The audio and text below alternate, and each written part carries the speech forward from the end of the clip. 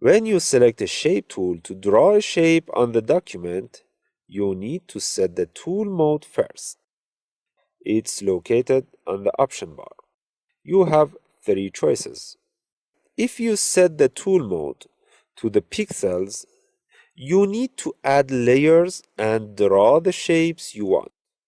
Shapes will draw in raster mode, so you don't have the features of vector shapes in this mode.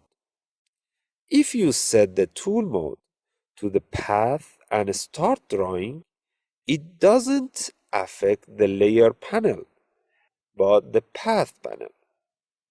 The output is a path that you can make a selection or a shape out of it. And this mode we'll explain in chapter 5. However, if you select the shape mode, you have the shape layer in layer panel, also live properties, also control over fill and stroke, and many other features.